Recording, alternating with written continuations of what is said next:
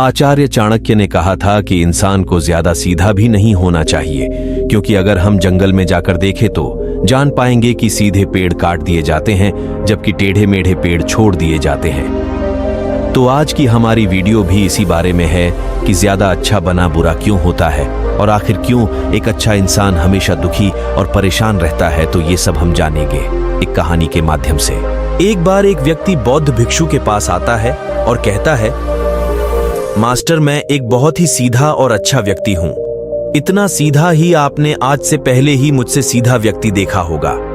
मैं हमेशा ही सबकी मदद करने की कोशिश करता हूं, सबको खुश रखने की कोशिश करता हूं, लेकिन सब मेरा फायदा उठाते हैं, मेरा मजाक बनाते हैं और कोई भी मुझे गंभीरता से नहीं लेता।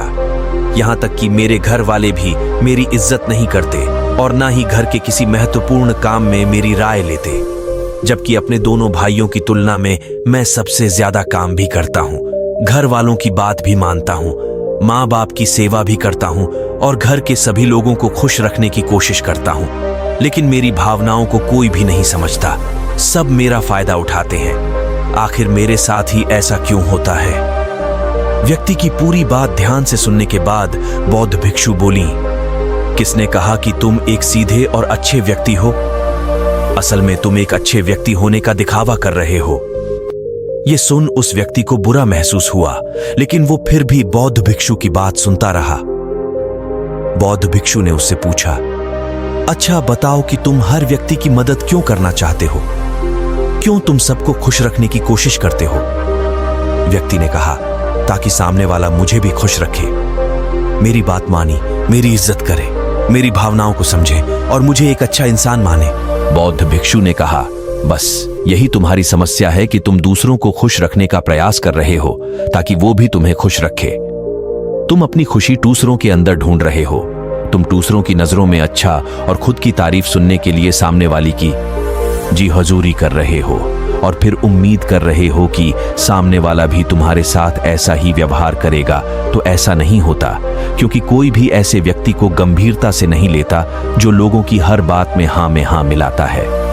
अब मैं तुम्हें कुछ ऐसी आदतें बताता हूं तो तुम और तुम्हारे जैसे खुद को अच्छा मानने वाले लोगों के अंदर होती है। पहली आदत, खुद को अच्छा मानने वाले लोग ये दिखाने की कोशिश करते हैं कि वो लोगों का ध्यान रखते हैं। उन्हें लोगों की चिंता है, इसीलिए वह सबकी मदद करने पहुंच जाते हैं, फिर चाहे सामने वाले को उनकी मदद की जरूरत हो या ना हो। दूसरी आदत, खुद को अच्छा मानने वाले लोग दूसरों से खुद की तारीफ के भूखे होते हैं, इसीलिए वो ज्यादातर मौकों पर वही काम करते हैं जिससे सामने वाला खुश हो और उनकी तारीफ अगर उन्हें लगता है कि किसी काम से सामने वाला नाराज हो जाएगा तो वह उस काम को हाथ तक नहीं लगाते। तीसरी आदत, खुद को अच्छा मानने वाले लोगों को लगता है कि उन्हें अपनी कमियों और कमजोरियों को दूसरे लोगों से छुपाना चाहिए, क्योंकि उन्हें लगता है कि अगर दूसरों को उनकी कमियों और गलतियों के बारे में पता चल गया तो लोग उनका मजाक बनाएंगे, उनकी बेइज्जती करेंगे, उन पर गुस्सा होंगे और उन्हें एक कमजोर व्यक्ति मानेंगे। चौथी आदत, अच्छे लोग खुद की जरूरतों, खुद की प्राथमिकताओं को सबसे ऊपर रखने से डरते हैं, क्योंकि उन्हें लगता है कि ऐसा करने से ही दूसरे लोग उन्हें स्वार्थी समझेंगे और फिर वो लोगों की नजरों में एक अच्छे इंसान नहीं रह जाएंगे। पांचवी आदत, खुद को अच्छा समझने वाले लोग मानते हैं कि वो केवल तभी खुश रह सकते हैं जब उनके आसपास का हर इंसान खुश रहे, इसीलिए वो अपने आसपास के हर व्यक्ति को खुश रखने की कोशिश करते हैं। अब तुम्हें सुनने में लग सकता है कि इन आदतों में क्या बुराई है। सबका भला करना तो अच्छी बात है, लेकिन समस्या यह है कि खुद को अच्छा समझने वाले लोग असल में जैसे दिखते हैं वैसे होते नहीं। ये अंदर से कुछ और ही होते हैं। जैसे कि पहला, अच्छाई का दिखावा करने वाले लोग ज्यादातर मौकों पर ईमानदार नहीं हो, क्योंकि वो अच्छा बनने के चक्कर में दूसरों की बुराई को भी छिपा देते हैं। सामने वाले को कभी भी उसकी गलतियां नहीं बताते और केवल वही बोलते और करते हैं जिससे सामने वाला खुश रहे। दूसरा, खुद को अच्छा समझने वाले लोग दूसरों को खुश करने के पीछे इतने पागल होते हैं कि वो कई बार जरूरी और दूसरों के लिए महत्वपूर्ण बातों और कामों को भी उनसे छिपाकर रखते हैं और उन्हें बताते नहीं ताकि सामने वाला उनसे खुश रहे। यह सारी बातें सुनने के बाद उस व्यक्ति ने बौद्ध भिक्षु से कहा, तो आपके कहने का मतलब है कि हम एक अच्छे इंसान न बने बल्कि एक बुरे इंसान बन जाए और लोगों को फायदा उठाए। बौद्ध भिक्षु ने कहा, नहीं, मैं तुम्हें बुरा इंसान बनने के लिए नहीं कह रहा, लेकिन हाँ, तुम्हें बहुत सीधा इंसान भी नहीं बनना। अब मैं तुम्हें बताता हूं कि एक व्यक्ति को कैसा इंसान बनने का प्रयास करना चाहिए। दोस्तों, इंसानी स्वभाव और उसकी अच्छाई व बुराई के बारे में अगर सबसे ज्यादा किसी ने बात की है तो वो है अखंड भारत के निर्माता, राजनीति के महापंडित आचार्य चाणक्य, जिन्होंने अपनी किताब चाणक्य नीति में इंसानी स्वभाव और दुनिया भर की तमाम चीजों के बारे में विस्तार से चर्चा की है। वो इतने बड़े ज्ञानी और दूरदृष्टा थे कि आज हजारों साल बाद भी उनके द्वारा कही गई एक एक बात हमारे जीवन में पूरी सटीकता के साथ लागू होती है। बौद्ध भिक्षु ने कहना शुरू किया, तुम्हें एक सीधा या दूसरों की नजरों में अच्छा इंसान बनने की तुलना में एक सुलझा हुआ इंसान बनने का प्रयास करना चाहिए। एक सुलझा हुआ इंसान वो होता है जिसे सबसे अच्छा इंसान बनने का कोई शौक नहीं है। वो जैसा है वैसा ही खुद को पसंद करता है। वो जानता है कि वो एक इंसान है और उसमें बहुत सी कमियां हैं और वह अपनी कमियों को स्वीकार्यता भी है। अब मैं तुम्हें बताता हूं कि एक सुलझे हुए इंसान में क्या क्या विशेषताएं होती हैं। पहली विशेषता ये अपनी और अपने चाहने वालों की जरूरतों को ऊपर रखते हैं। इसका मतलब यह नहीं है कि ये लोग दूसरों की जरूरतों को कम समझते हैं या फिर दूसरों को गिराकर खुद ऊपर बढ़ने की कोशिश करते हैं, बल्कि इसका मतलब यह है कि ये लोग दूसरों की फालतू जरूरतों के लिए तब तक उपस्थित नहीं होते जब तक कि इनकी खुद की महत्वपूर्ण जरूरतें पूरी ना हो जाए।